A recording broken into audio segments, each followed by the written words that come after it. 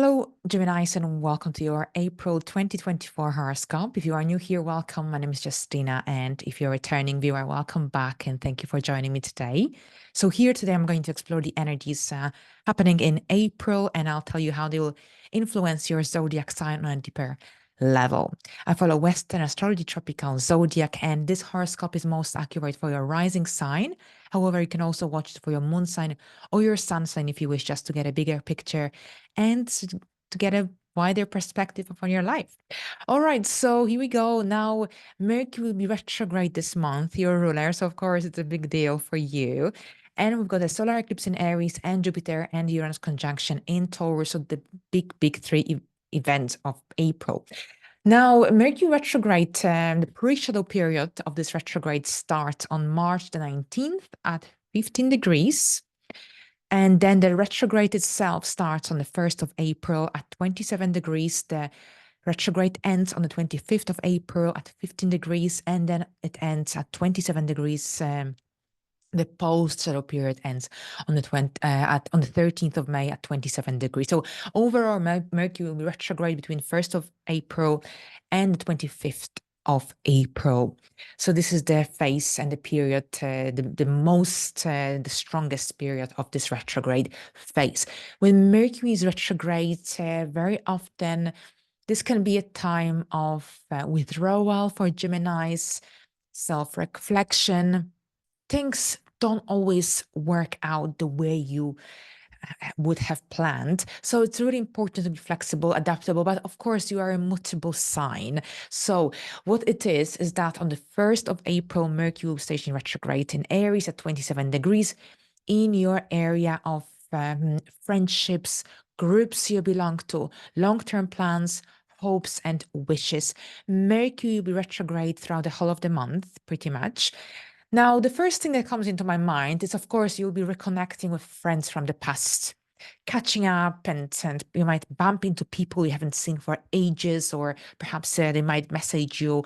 You could be very busy on social media. Communication is very much highlighted overall when Mercury is in your 11th house, but when it's retrograde, this could indicate that you'll be reconnecting with people from the past, catching up, but at the same time, there could be misunderstandings. There could be some perhaps anything that perhaps was brushed under the carpet might actually come up to the surface and will have to be addressed during this time as well, especially with someone with whom perhaps you had a difficult connection, or you have a difficult connection. So perhaps this could also mean that we will be moving away from a certain friendship in your life as well. Perhaps you'll be reviewing, reassessing your stand within a specific group, social circle as well, or perhaps you could be also reassessing any memberships that you have with certain organizations, like your gym membership, for example. So overall here with your 11th house of friendships being activated, this could indicate changes in this area of your life. But at the same time, generally, this is really important for you to be clear in your communication, because this will help you to avoid any disappointments. Make sure you back up all your data. It's not a good time for starting anything brand new. This is a good time for returning to goals, aspirations that perhaps you didn't get to complete in the past. So anything that perhaps was unfinished, left unresolved, this is when you can actually return to those projects from the past. Anything brand new is not recommended during Mercury retrograde phase, because very often we change our mind after Mercury finishes the retrograde phase. We change our perspective upon a certain goal, perhaps we're obsessing about. But at the same time, while you might be a lot in your head throughout this time, this is also when you'll be reviewing your own life, your own goals, your own identity. Perhaps you'll want to completely reinvent yourself, but be careful of any major makeovers or major haircuts, because here again, Mercury can cloud your judgment, and perhaps you will change your mind. And if you cut your hair, then you have to wait a while until it grows back. So a little bit on the side note here for you. Any travel during this time, make sure you check everything. If if everything is on time, if there are any cancellations or delays. Now, on the 8th, we've got the solar eclipse in Aries at 19 degrees of Aries. And here we had one eclipse in Aries last year in April. This time around, this is an eclipse happening in the second decan of Aries. So at 19 degrees, 8th of March. And generally, this is when you'll be reassessing your goals, reassessing your dreams, hopes for the future. You'll be reassessing your friendships. This could indicate that you will be forming a friendship, or you will be growing a friendship with someone that you have met recently or in the recent past. This could be the brand new beginning, someone coming into your life, maybe not brand new connection, but someone perhaps that you've already seen or met before. But this could be about the beginning of something more serious moving forward. Now, the 11th house also rules big organizations, groups. Now, for some Geminis, this could play out in a way that you'll be joining a large organization. Perhaps you're starting a brand new job, brand new career, and this eclipse is here, this new beginning for you.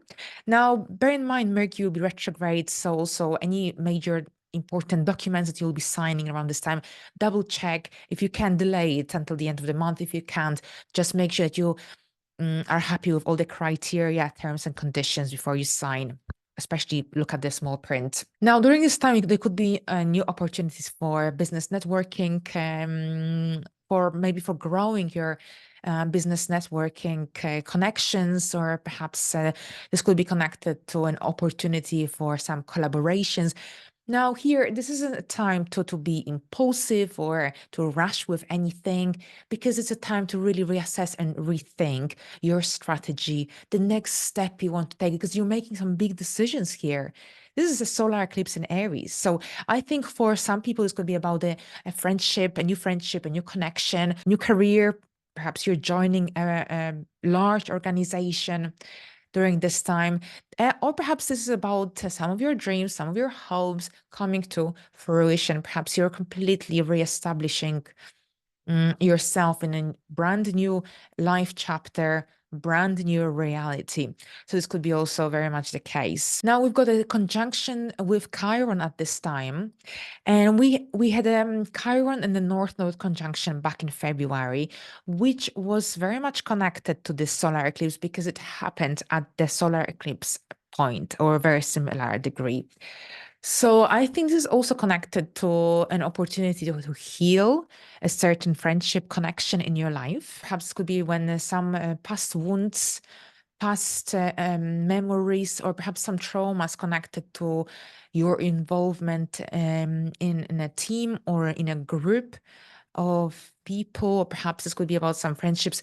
This is a time when generally you can heal and you can move forward with a renewed sense of self, renewed sense of purpose. Because here the solar eclipse, along with Chiron, along with the North Node, is helping you to heal, to overcome any fears, any deeply rooted feelings and emotions, and hopefully release them so that you can move forward with more confidence, especially when it comes to finding your inner voice in a group environment, in your social circle as well. On April 20th, we've got Jupiter and Uranus conjunction happening at 21 degrees of Taurus. So a very famous conjunction that has already been widely discussed since last year, especially.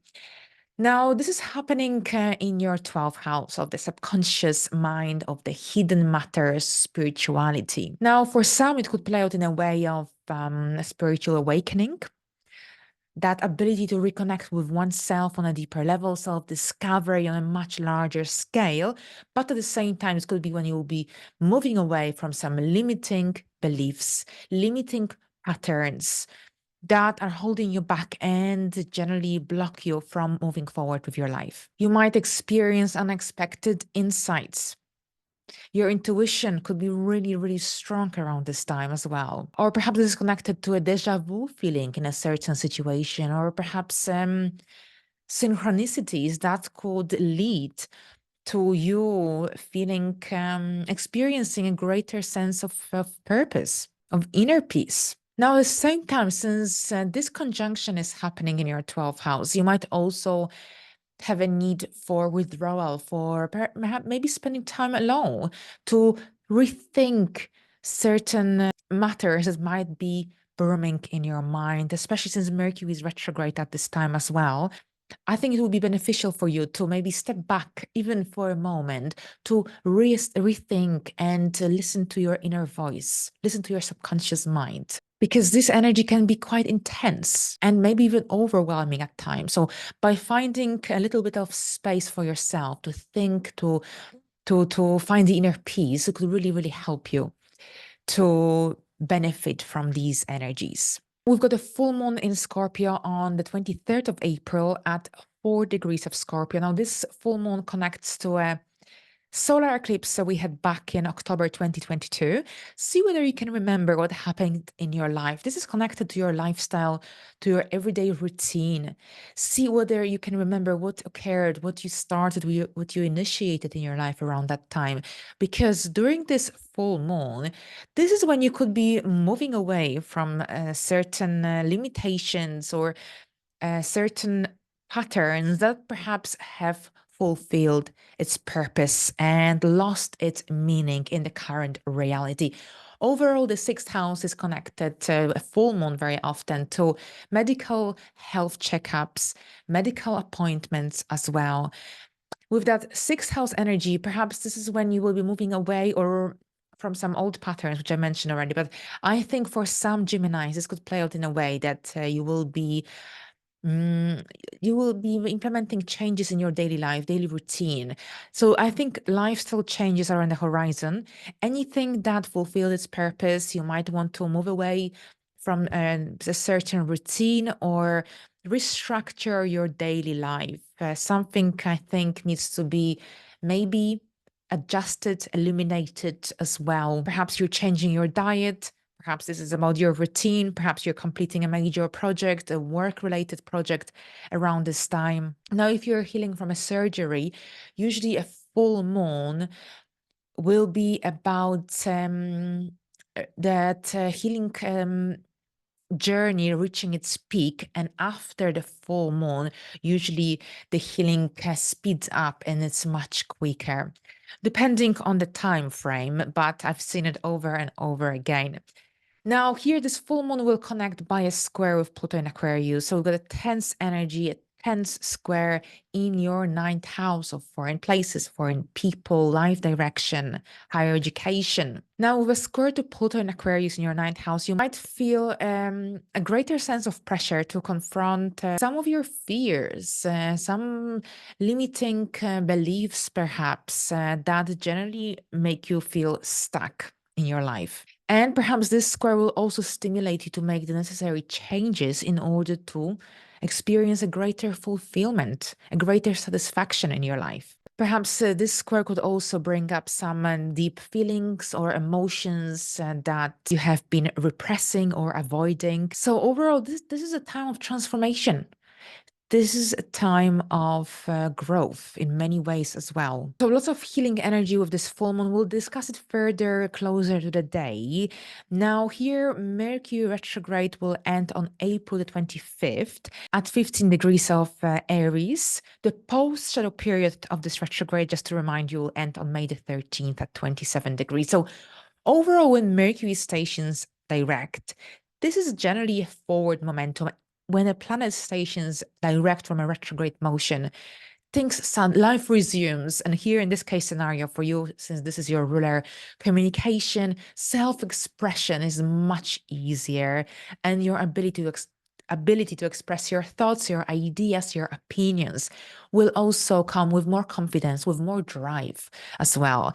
Now, here at the same time, any lack of clarity that you may have experienced in regards to your goals, hopes, dreams, or perhaps any connections in your life. Here, when Mercury is going to be in a direct motion, you will regain the clarity that you may have lacked during the retrograde phase. This could be a good time for connecting with like-minded people, for networking. You may find yourself more assertive, especially when it comes to expressing your ideas, your opinions, your thoughts. Now, when Mercury station is direct, for some this could also play out in a way that you will see that your social network is going to expand, and it will be easier to build the connections in your life, or perhaps meet new people. Overall, this can be a really, really dynamic and energizing time for your social life, but also when anything to do with your involvement with certain groups, social group interactions. So overall here, Mercury stationing direct brings more clarity, more directness to your communication style, but also more clarity when it comes to your goals and dreams and hopes for the future. So you can take action